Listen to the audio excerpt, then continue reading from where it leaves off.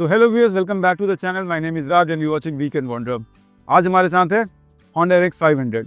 This is a dream bike for many of us, all the riders who are riding a 350cc and want to upgrade on a bigger cc bike. So this is a perfect fit, but this is a dream bike which cost lot of money.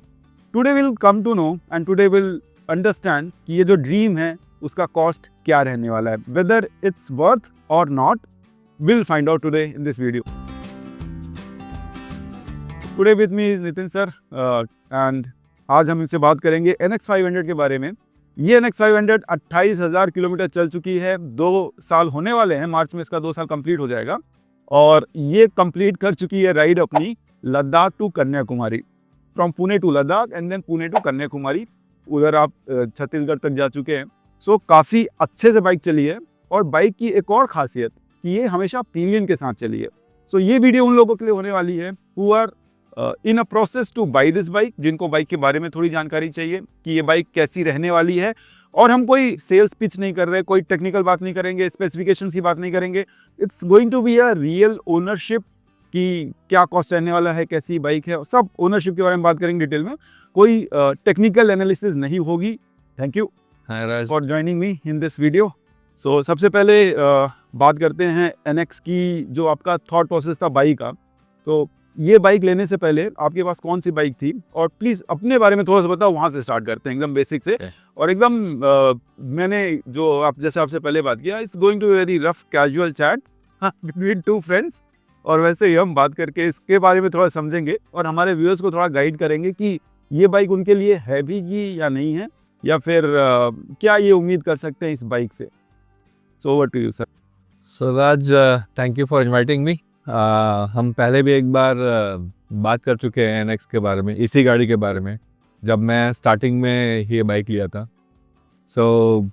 इस गाड़ी से मैंने मतलब काफ़ी लगाव है मुझे, और इंटरसेप्टर भी बहुत अच्छी थी मेरी पहले वाली बाइक, पर इससे बहुत ज़्यादा लगाव है। मैंने बहुत शॉर्ट स्पैन ऑफ टाइम में मैंने बहुत कवर किया है ये गाड़ी में।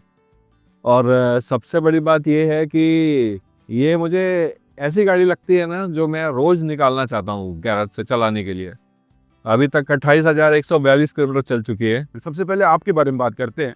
आप करते क्या हो, कितने साल से आप गाड़ी चला रहे हो, इससे पहले कितनी गाड़ियां आपके पास थी, और वाई होंडा NX और होंडा NX के कंपैरिजन में कितनी गाड़ियां आपने टेस्ट राइड ली, ठीक है, और फिर इसको क्यों चुना। तो थोड़ा सा आपका बैकग्राउंड और वाई होंडा NX। ओके, वैसे राइडिंग और ड्राइविंग तो बहुत शौक था। मैंने 2 व्हीलर मेरे पापा से सीखी है। ओके।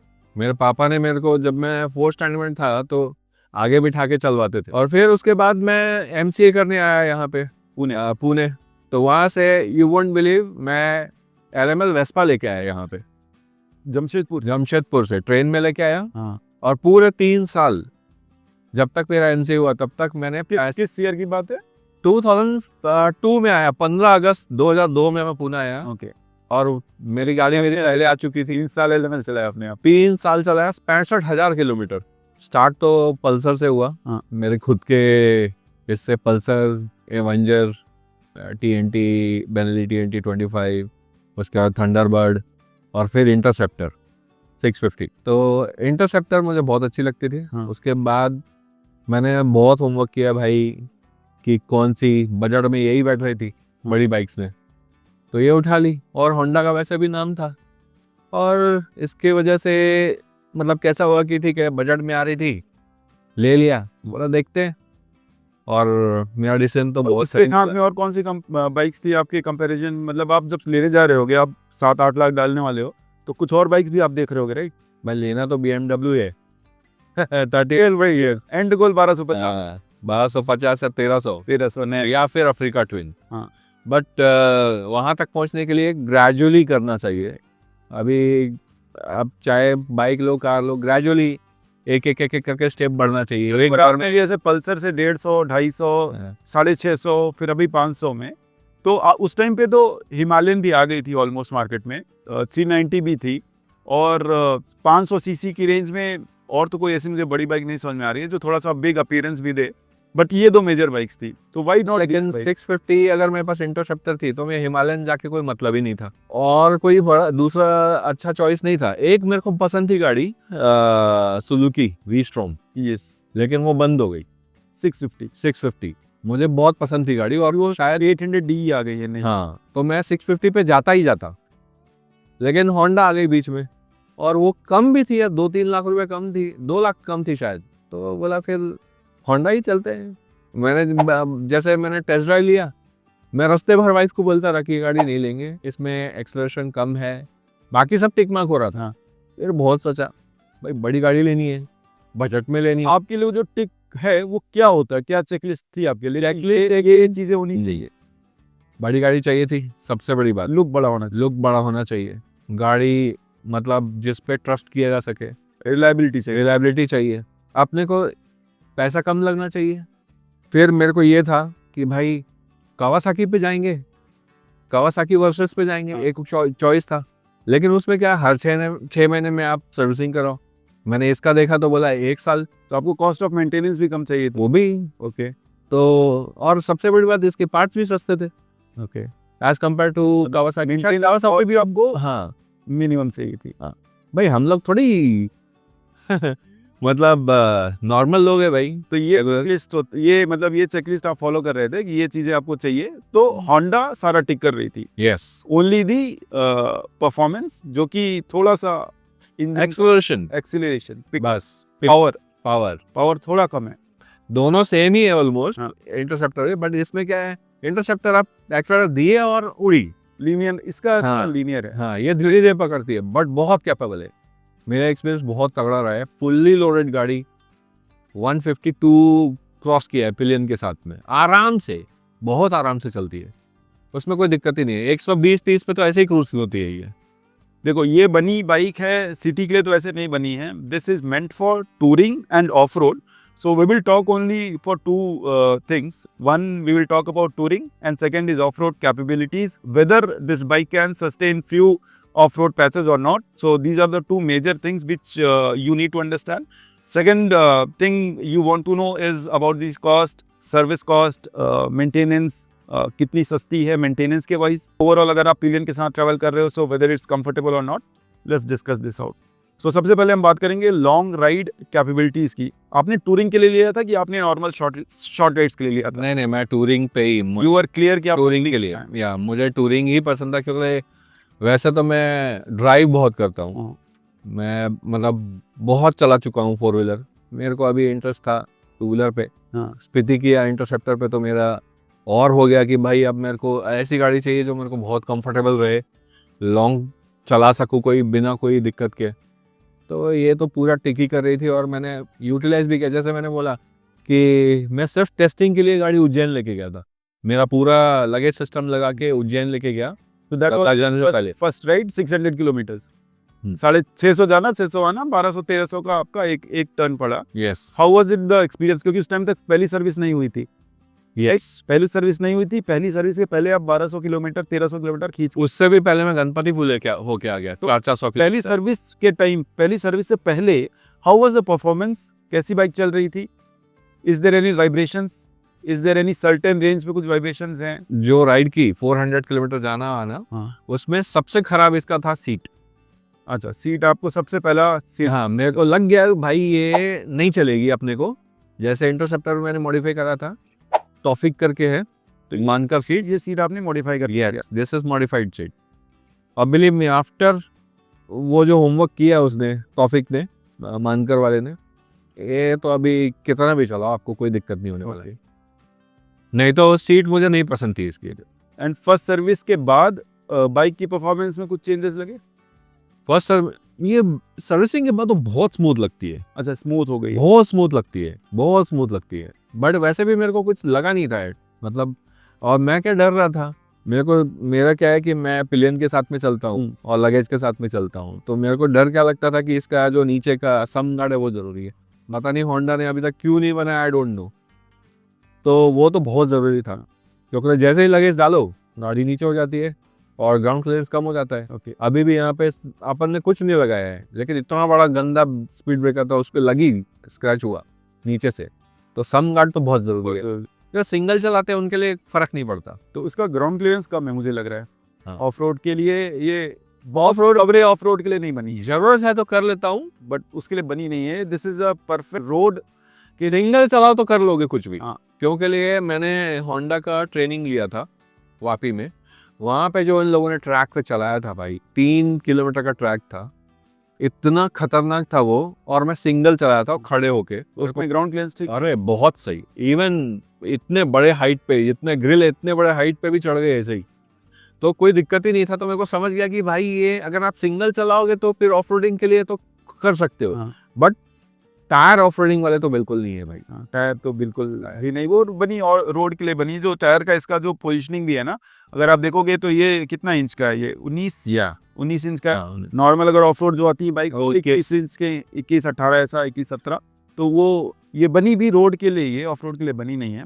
सो अभी जो मेरा नेक्स्ट क्वेश्चन रहेगा वो है इसकी क्रूजिंग कैपेबिलिटीज की। What is the cruising speed you maintain and you think that कि ये स्पीड पे आप लॉन्ग टाइम तक चल सकते हो without putting engine in stress.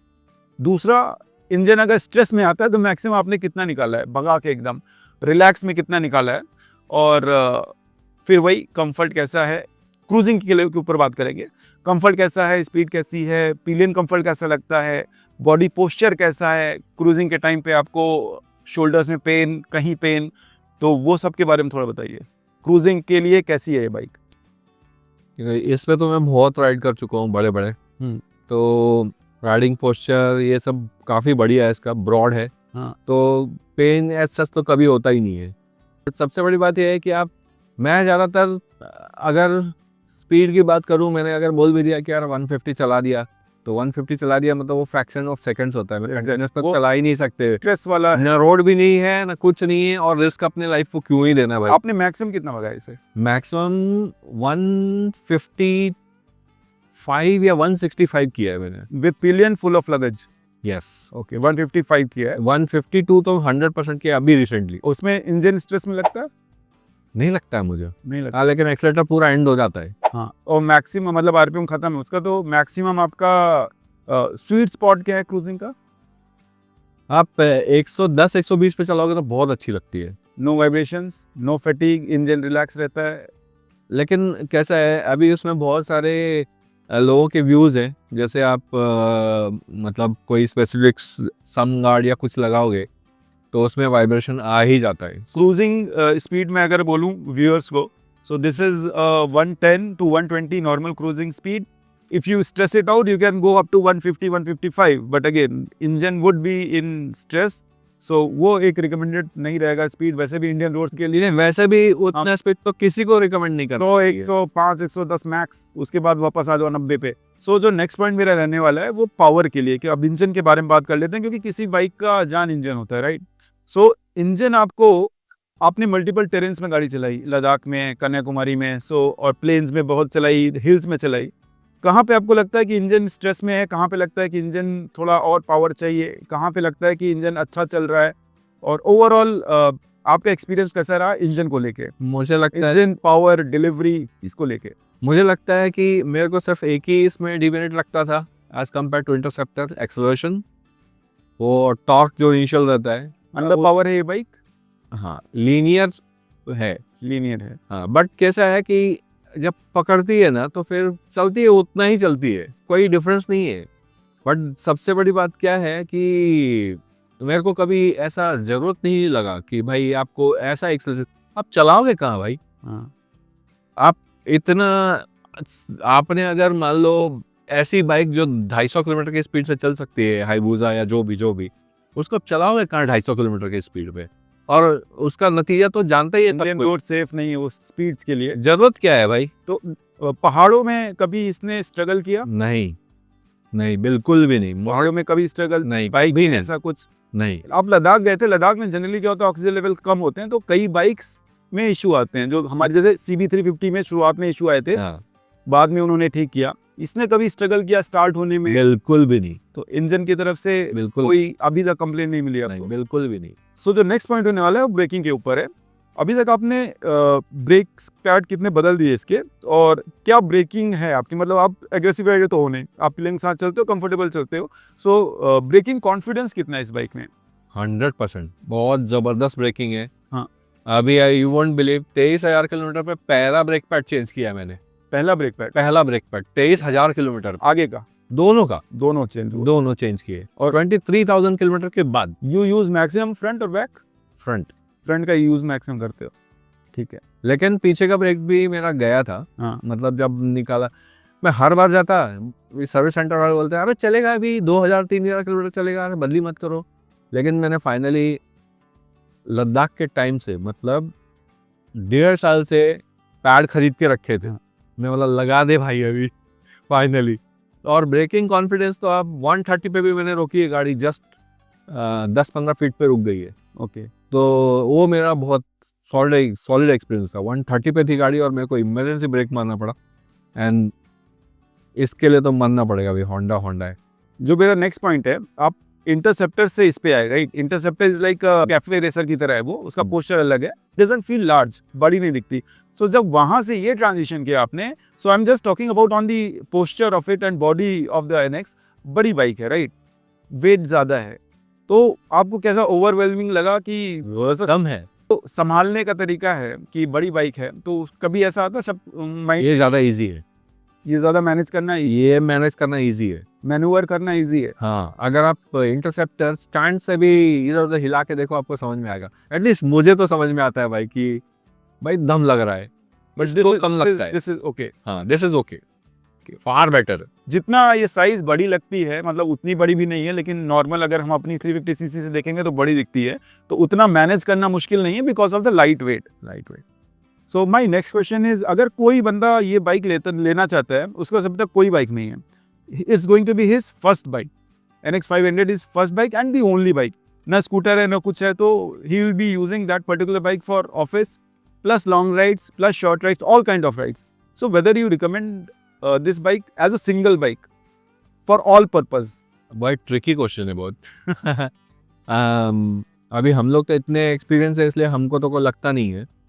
But all of sudden आप अगर एक नॉर्मल मारुति 800 से सीधा आप SUV या सियाज जैसी गाड़ी चलाने को बोलोगे तो प्रॉब्लम होगा ही। ओके। बट मेरे लिए तो ये सब पिक करती है। मैं ऑफिस लेके जा सकता हूँ, शॉर्ट राइड्स पे जा सकता हूँ, लॉन्ग राइड पे जा सकता हूँ, भीड़ में भी चलती है। मेरे को कभी हीटिंग का इशू ही नहीं आया कभी भी। मतलब ये सिटी में भी आप चलाते हो, मल्टीपर्पज आप इसको यूज कर सकते हो। लेकिन अभी अगर मेरे को अपग्रेड भी करना है तो मैं ये सोचता हूँ कि भाई इसको तो निकालना नहीं है। हाँ, इसको नहीं निकालना तो है। इसके ऊपर एक 1200।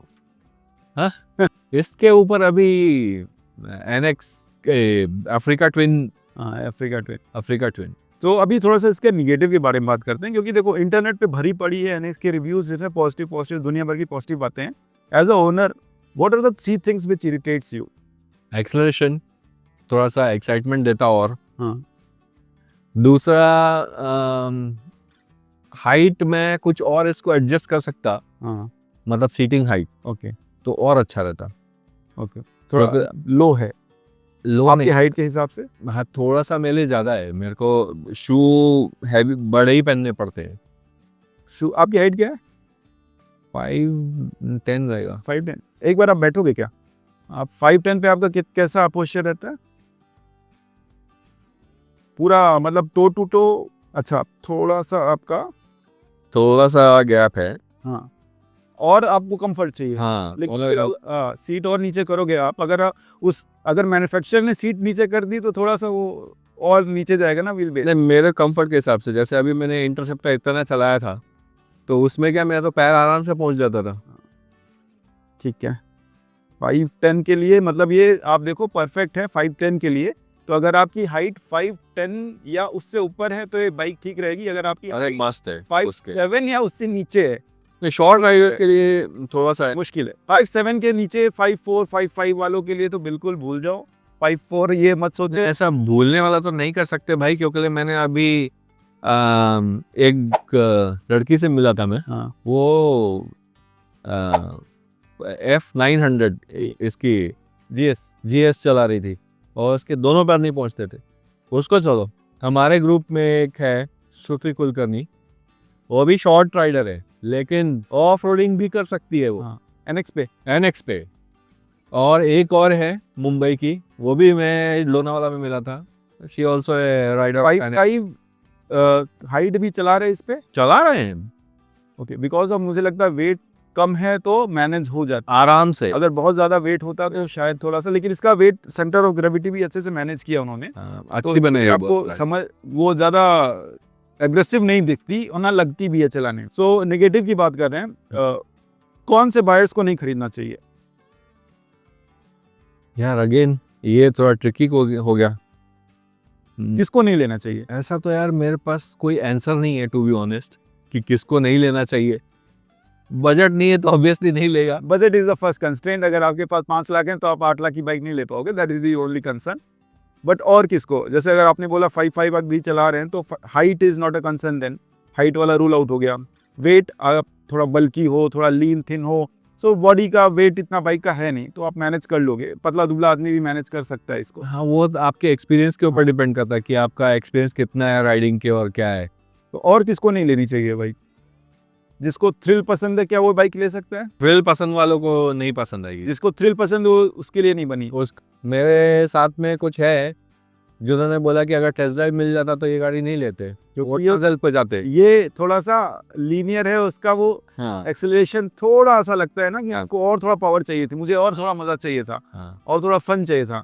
तो अगर आपको फन चाहिए इस बाइक पे, लाइक इफ यू थिंक कि केटीएम में जो बात आती है वो इस पे नहीं मिलेगी, क्योंकि इसका पावर डिलीवरी बहुत ज्यादा लीनियर है, एग्रेसिव नहीं है। So once you open up throttle वो धीरे से जाएगी वो 150 तक, लेकिन अपने टाइम के साथ जाएगी, बहुत एग्रेसिव नहीं जाएगी। सो अगर आपको सिटी में या फिर हाईवे पे चाहिए कि आप तुरंत एक्सीलरेट करके उड़ जाओ तो ऐसा नहीं होने वाला है। It will take its own sweet time to provide you that level of comfort, और उस तरीके से मजा आने के लिए आपको समय लगेगा। बट ये उनके लिए बाइक नहीं है जिनको थ्रिल चाहिए। The next question is on the suspensions. How good the suspension is on main road, city roads, highway roads and the off-road, small off-road? बड़े ऑफ-रोड के लिए तो बनी नहीं है ये। तो सस्पेंशन कैसा आगे पीछे का? मुझे तो कभी प्रॉब्लम लगा ही नहीं इसका, टू बी ऑनेस्ट। मैं लद्दाख में भी बहुत सारे ऑफ रोड करने पड़े लेकिन नो इश्यूज। सस्पेंशन दोनों मस्त है, परफेक्ट, मस्त। कोई ट्यूनिंग किया आपने कि जो मैं सिर्फ जो स्टॉक वाला था उसमें से एक हार्ड किया है। हार्ड किया है? हाँ, क्योंकि वो ऐसा हो रहा था कि एकदम स्प्रिंग पे ऐसे गद्दे ऐसे ये हो रही थी, तो मैं बोला ये बहुत ज़्यादा नीचे नहीं जाना चाहिए, तो एक मैंने अप किया। अगर कोई अपना बजट, जिसका बजट 6 लाख रुपए है, ठीक है, वो बजट अभी ये 8 में आ रही है, 2 लाख स्ट्रेच करके इसमें डालेगा, so would he regret that decision और would he love that decision in that longer run? Longer run, हाँ, उसको रिग्रेट होना ही नहीं है, टू बी ऑनेस्ट। ओके, बिल्कुल नहीं होना है, क्योंकि इसका मेंटेनेंस वगैरह बहुत कम है। मैंने बोला ना 23,000 किलोमीटर पे पहली बार तो ब्रेक पैड चेंज किए। अब लोग अगर मतलब किसी ने बोला कि 10,000 पे चेंज कर दिया, अब मुझे 23,000 पे करने पड़े, और वो भी जबरदस्ती। and also you have done lot of rides also, Ladakh से कन्याकुमारी आपने किया, सो उसमें मेरे ख्याल से मल्टीपल टेरेन्स में आपने चला है। अरे मैं तो वही लग रहा था जब मैं एक्सपीरियंस था मेरा इंटरसेप्टर का, इतने सामान लेके गया था ऐसे से, मतलब गाड़ी के पार्ट्स उसमें सब लग गए। मैं इसका इसमें जब आप लद्दाख गए तो क्या क्या लेके गए? ब्रेक पैड लेके गया, हाँ, oil filter, air filter, okay, और कुछ भी नहीं लेके गया। ब्रेक पैड 1.5 साल तक मेरे घर पे ही रह गया। कॉन्फिडेंस था कि इसमें और कुछ लगेगा नहीं? नहीं, और कुछ मिल भी नहीं रहा था उस टाइम। हाँ, नई बाइक थी उस टाइम। हाँ, और किसी को पता ही नहीं था गाड़ी के बारे में। हाँ, मैं सेकंड ओनर था पीसीएमसी का। हाँ, तो ये एक था। और मेरे को क्या, एक सबसे ज़्यादा डर था मेरे को टायर का, क्योंकि मैंने कहीं देखा कि लद्दाख में एक बंदे के टायर गए थे और वो सिंगल चल रहा था, तो मैं तो पिलियन लेके चल रहा था और 200 लीटर का लगेज लेके चल रहा था। लोग बोल रहे हैं कि भाई ये तो घर लेके चल रहा है। सो जो नेक्स्ट टॉपिक होने वाला है वो इट्स ऑल अबाउट कॉस्ट, ठीक है। तो पहला कॉस्ट, सबसे पहला ओनरशिप कॉस्ट कैसा होता है? आप बाइक खरीदते हो तो सबसे पहले आपको बाइक का पैसा देना होता है, इंश्योरेंस का देना होता है, रोड टैक्स देना होता है, सब मिला के आपको 8 लाख में ऑन रोड आ जाती है। पहली बार ऑन रोड आ गई, आपके हाथ में बाइक आ गई, आपने चलाया 1 महीने, तो सबसे पहली चीज़ होती है उसकी first service. So what was the first service cost you paid for this bike? मेरे को लगता है फर्स्ट सर्विस कॉस्ट 2800 रुपये था। 2800? ओके, एंड आफ्टर दैट, और फर्स्ट सर्विस में आपको माइलेज क्या दे रही थी फर्स्ट सर्विस के पहले? माइलेज 28 था सिटी में? हम्म। सिटी में अब मैं कहीं ज़्यादा लंबा लेके गया नहीं था, गणपति बोले गया था, तो मेरे को लगता है 28 तक मिला था मुझे। और फर्स्ट सर्विस के बाद क्या माइलेज आया? उसके बाद तो बढ़ गया थोड़ा, क्योंकि लिए कार्बन फिल्टर सब चेंज किया था। तो 30-32 की और ऊपर? उस समय तो मैं लद्दाख लेके चला गया। हाँ। लद्दाख में को 33-34 का मिला था माइलेज। 34 का यस इस पे? यस 500 सीसी में 34 मिल रहा है, मेरी बाइक में मुझे 35 मिलता है, so you can understand the difference. वो मैं लद्दाख तक पहुंचने तक मेरे को 35 तक मिला था, लद्दाख हाँ। में स्पेशली, हाँ क्योंकि आप तेज चला नहीं सकते हो। हाँ। रोड बहुत अच्छे हैं, एकदम स्मूथ है, एक्सेलरेशन ज़्यादा जाएगा नहीं, तो बहुत अच्छा माइलेज था 35। और इसका service cost interval, service interval होता है 10,000 किलोमीटर, तो 12,000 12,000 इन a year. In a year. तो फिर आप लद्दाख के बाद एक सर्विस कराई आपने, सेकंड सर्विस? लद्दाख से आते ही मेरा शायद 10, मेरे को कंफ्यूजन था। हाँ। मेरे को ध्यान नहीं था कि 12,000 है, 10,000 समझा। हाँ। 10,000 मेरा इंदौर में हो रहा था, मैंने सीधा इंदौर में ही गाड़ी, लद्दाख से सीधा गाड़ी लेके इंदौर लेके गया और वहाँ पे सर्विस कराई। 5,500। 5,500 कॉस्ट लगा आपको? हाँ, और सिर्फ एयर फिल्टर, ऑयल फिल्टर लगा, और कुछ भी नहीं लगा।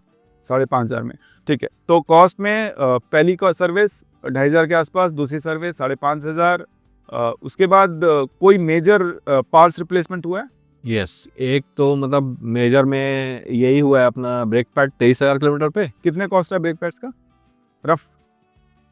6-7 हज़ार में आ जाते दोनों? 2 आगे के, एक पीछे के, हाँ, 3 ब्रेक पैड। 3 brake pads. और मुझे महंगे पड़े थे, क्योंकि मैंने इसको 650 के लगाए हैं। हाँ उस समय था ही नहीं, तो मैंने उठा लिया था। हाँ, आपके पास? 1.5 साल रखा था, अभी भी स्टॉक में रखा है। हाँ। और दूसरा मेजर मेरा चेन स्पॉकेट चेंज किया आपने? हाँ, तो वो भी 24,000 किलोमीटर पे चेंज किया। 24,000 किलोमीटर की हाँ, कॉस्टिंग आई? 14,000 रुपये मैंने दिए, इंक्लूडिंग अपना ब्लीडिंग भी करवाया ब्रेक का, ओके। उसको लेके, और चेंज पॉकेट वगैरह सब चेंज करके और लेबर वगैरह देख के 13-14,000 रुपये लगे मुझे टोटल दिया। तो ये मोटा मोटा खर्चा है। और वो भी रीज़न ऐसा है कि ये गाड़ी जितने भी लंबे टूर पे चली है, बहुत लगेज लेके और पिलियन लेके चली है, तो ऑब्वियसली इतना स्ट्रेंथ तो आएगा ही ना भाई। ये सिटी में आपको कितना माइलेज मिलता है? 28 मिल जाता है, और लॉन्ग राइड्स पे, हाईवेज पे? भगाया तो 25 तो मिनिमम है, 25-26। हाँ, और लद्दाख जैसे टेरेन पे 30 पार होता है। 30 पार होता है। And you are not a aggressive rider, आप आराम से ही चलते हो? नहीं, मैं बीच बीच में चला लेता हूँ। अच्छा, एग्रेसिव भी करते हो आप? कहीं पे मिल गया 120-126 पे डाल देता हूँ गाड़ी। हाँ। तो अभी जैसे साउथ ट्रिप मारा तो एक स्ट्रेच पे बहुत अच्छा मिला, 400-500 किलोमीटर तो भगाई, जल्दी भी पहुँच गए, माइलेज भी अच्छा था, रोड भी खाली था, सब ठीक था। तो जगह और सब देख के करना पड़ता है। ओके। तो ओवरऑल वेरी इफेक्टिव। इसकी हम बात कर रहे थे सर्विस की, तो इसमें आपने एमसी लिया कि नहीं लिया? एमसी नहीं लिया मैंने, कंफ्यूजन है। हाँ। अभी कोई बोलता है 6,600 पे सर्विसिंग करवा लो, हाँ। कोई बोलता है 12,000। 12,000 कंपनी बोल रही है, तो 12,000 पे करो। बोल रहे हैं बहुत है, वो फॉरेन कंट्री के लिए है। नहीं, 10,000 पे आप कराओ, इंडिया में बहुत चलता है, 1 साल का और 10,000 का, ठीक है। आप 12,000 तक मत स्ट्रेच करो, 10,000 पे आप कराओ। मैं 10-11,000 पे किया है। अच्छा, ये बताओ, नेक्स्ट हम बात करते हैं थोड़ा सा उस इलेक्ट्रॉनिक्स की बात करते हैं, या फिर स्पेसिफिकेशंस की बात करते हैं। डिटेल में हम नहीं घुसेंगे, क्योंकि ऑलरेडी इंटरनेट में बहुत ज़्यादा मटेरियल पड़ा है। इसमें आपको क्या लगता है कि टॉप 3 चीज़ें जो मिसिंग है टेक में क्या मिसिंग है? टॉप 3 चीज़ें होना चाहिए था, तो और अच्छा पैकेज बनता, given the price it is asking for. एक तो आप इसमें स्विच ऑफ ABS का देते तो सही रहता। ABS स्विच ऑफ होगा, राइट? नहीं है, ABS ऑफ नहीं कर सकते, ट्रैक्शन कंट्रोल ऑफ कर सकते हो। ओके। वो एक चाहिए था, हाँ। मेरे को लगता है। अब जैसे KTM जैसी गाड़ी क्रूज कंट्रोल दे रही है, तो भाई इसको भी दे ही दे। KTM तो आप सोचो मत, KTM 4.5 लाख में बहुत कुछ दे रही है। KTM लेकिन सिंगल सिलेंडर भी है ना वो है, लेकिन हाँ। टेक की अगर हम बात करें, एक वो ये दो हो गया। हाँ, इसमें और क्या होना और चाहिए? तीसरा, अगर हीटेड ग्रिप जो होंडा ने इसको बनाया इनेबल आया, तो आप लगा सकते हो उसमें, वो भी दे ही देते, जब बनाया था तो दे ही देते भाई। तो बाइक के पिलियन के बारे में बात करते हैं, और बाइक के पिलियन कंफर्ट पिलियन से अच्छा कौन बता सकता है। तो thank you madam for taking time. So pillion के लिए सबसे पहला क्वेश्चन आपसे भी मैं थोड़ा सा डिटेल में बात करूंगा कि जब सर बाइक लेने वाले थे, और आप लोग हमेशा साथ ही में राइड करते हो, जी। तो आपने भी पिलियन कंफर्ट चेक किया था राइड यस, बिल्कुल बिल्कुल लेते टाइम? चेक किया था, क्योंकि मैं भी सर के साथ हमेशा ही रहती हूँ। हाँ। तो इसके लिए मुझे भी बैठ के देखना था कि मुझे कितना कंफर्ट फील होता है। तो उस समय उतना नहीं लगता है, क्योंकि हम बहुत कम डिस्टेंस का टेस्ट ड्राइव ले लेते हैं। तो पर बाइक मुझे बहुत अच्छी लगी, मैंने भी कहा कि हाँ अच्छी है। सो इंटरसेप्टर पे भी ऐसा था कि स्टार्ट में कुछ किलोमीटर्स तक उतना कंफर्ट नहीं हुआ, फिर हमने सीट मॉडिफाई कराई तो कंफर्ट था। सेम इस बाइक पे भी वही हुआ। तो मतलब बाइक तो बहुत जब आप अच्छी। गणपति फूले गए थे तो सीट मॉडिफाई नहीं थी? नहीं, फर्स्ट हमारा राइड गणपति फूले था, तब सीट मॉडिफाई नहीं थी, तो उतना कंफर्ट नहीं था। हाँ। मतलब कुछ एक आप बोल सकते हो 80-100 किलोमीटर्स के बाद ऐसा लग रहा था कि ब्रेक मिलना चाहिए। हाँ। वो तब मुझे ऐसा फील हुआ। फिर उसके बाद जैसे ही हम वो राइड करके आए तो हमने सीट मॉडिफाई कराई, और उसके बाद जब भी राइड किया तो काफ़ी कंफर्टेबल है। उस समय मुझे ऐसा नहीं लगा कि 100 किलोमीटर्स के बाद रुकना है। ओके, तो अभी आप कितने स्टेज पे रुकते हो अ, आपके कंफर्ट के लिए? मेरे कंफर्ट के लिए तो हम बोलें कि 200 किलोमीटर्स बोल सकते हो, 150, लेकिन 150 पे थोड़ा रुकेंगे तो थोड़ा एक ब्रेक मिल जाता है अच्छा सा, और आगे के लिए थोड़ा अच्छा रहता है। एक ज़्यादा स्ट्रेच कर लो तो फिर ऐसा लगता है कि अब थोड़ा रुकना चाहिए, क्योंकि लगेज भी रहता है। बट लगेज के साथ भी अगर सीट मॉडिफाई की हुई है तो कंफर्टेबल है, बट ये लेग पोजीशन कुछ भी प्रॉब्लम नहीं होता है। लगेज के साथ भी कोई प्रॉब्लम नहीं होता है बैठने में भी आराम से आप बैठ। बिल्कुल बैठ सकते हैं, अच्छे से बैठ सकते हैं। और अगर आप तो लद्दाख करके आए इस पे, हाँ। तो कोई दोबारा बोले आप लद्दाख जाओ, पुणे से चला के लद्दाख जाओ वापस आओ, so would you do it again? Yes, definitely. This is that much comfortable? Yes, it is comfortable. It is comfortable. Madam ये बताओ कि आप जब पीछे बैठते हो तो आपको क्या लगता है कि स्पीड में चल रहा है 100-120 प्लस कि 70-80-90? आपके लिए क्या कंफर्टेबल रहता है ये स्पीड? सर तो भगाएंगे, उनका तो एक बार बाइक पे आप बैठ जाओगे तो आपको लगता है कि लेके चलो, हाँ, बट वो तो आपको कॉन्फिडेंस? मुझे अगर आप बोलो कि 120 इज गुड। 120 इज हाँ, गुड। उसके बाद जब सर भगाते हैं तो मैं तो यहाँ वहाँ देखती हूँ, एंजॉय करती हूँ अपना राइड।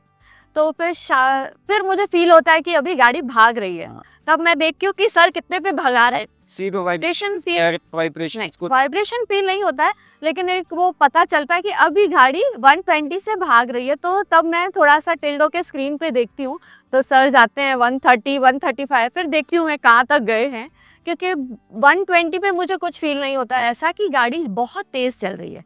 नॉर्मल बैठे रहते हैं ऐसे। हाँ, ओके। और एक मेरे व्यूअर्स को एक और चीज़ बता दीजिए, आपसे बात हो ही रही है तो ऐसा क्या करें कि हमारे व्यूअर्स भी ऐसा सपोर्ट पा सकें अपनी वाइफ से कि वो ऐसे लंबे राइड्स पे जा सके, या उनकी वाइफ उनको ज्वाइन कर सके उनकी राइड पे। So what makes this man different कि आप उनके साथ में एंजॉय करते हो राइड पे जाने के लिए, कि उनकी राइडिंग अच्छी है, आपने उनकी राइडिंग के ऊपर कॉन्फिडेंस है? बिल्कुल 100% मुझे कॉन्फिडेंस है उनकी राइडिंग पे। और दूसरी बात ये है कि ये बाइक लेते हैं जब भी तो मुझे साथ लेके जाते हैं, क्योंकि हम साथ में जाते हैं तो वो ये भी देखते हैं कि मुझे बैठने में कितना कंफर्टेबल है हर बात में। चाहे वो लगेज ले लो, चाहे वो सीट ले लो, वो ये भी देखते हैं कि इसको कितना कंफर्टेबल है। सिर्फ मुझे एंजॉय नहीं करना है, वो ऐसा कभी नहीं देखते हैं, क्योंकि उनका तो पैशन है। तो वो ये नहीं देखते हैं कि मुझे एंजॉय करना है, वो ये भी देखते हैं कि मेरा कंफर्ट कितना है उसमें। बराबर।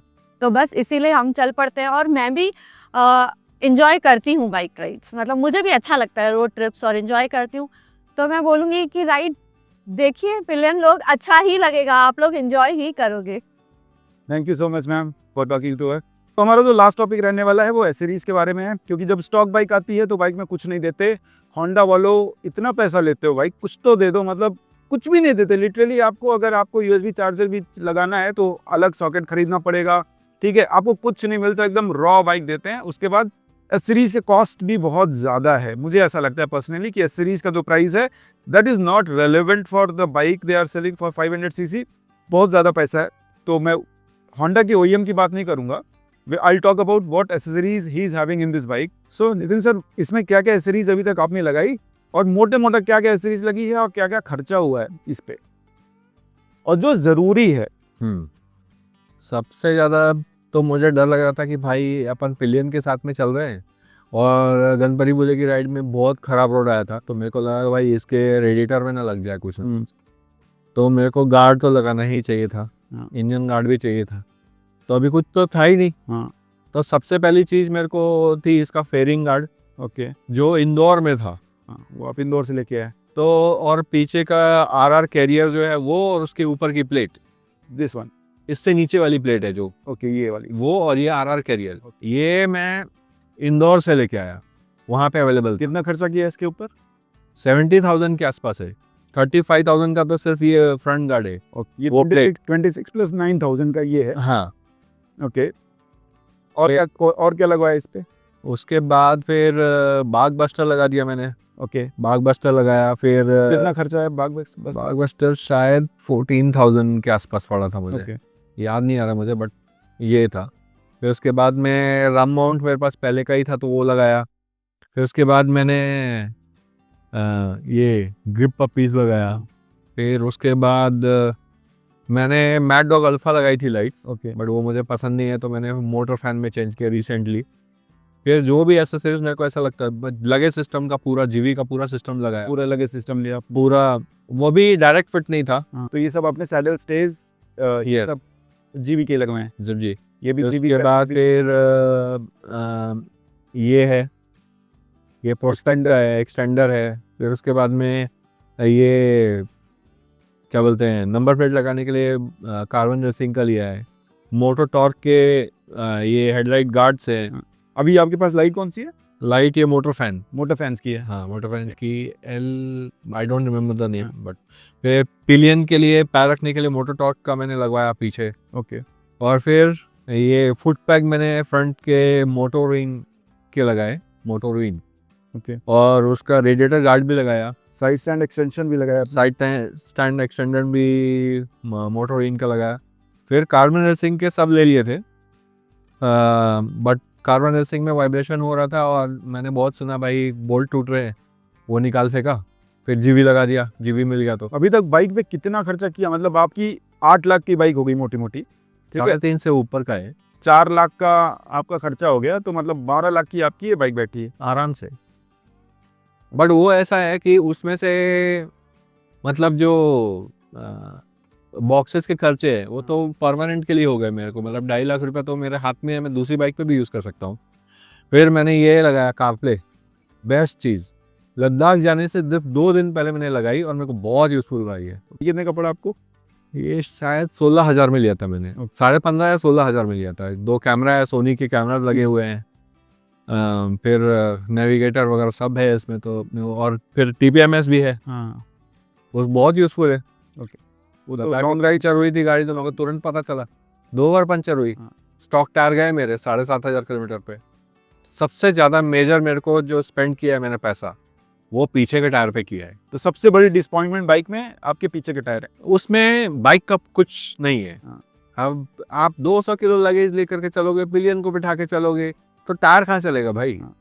पहला टायर मेरा जो स्टॉक टायर था, फुल ऑफ रोडिंग करने के बाद 15,000 किलोमीटर चला। ओके, पीछे का टायर लिटरली फट गया 7,500 किलोमीटर पे। कौन से ब्रांड का टायर था ये? डनलप। तो फिर मुझे लद्दाख में मैंने कॉम्प्रोमाइज़ किया क्योंकि मुझे टायर नहीं मिल रहा था। MRF लिया, 160-60-17 के बदले 150-60-17 लिया, वो टायर ले लिया।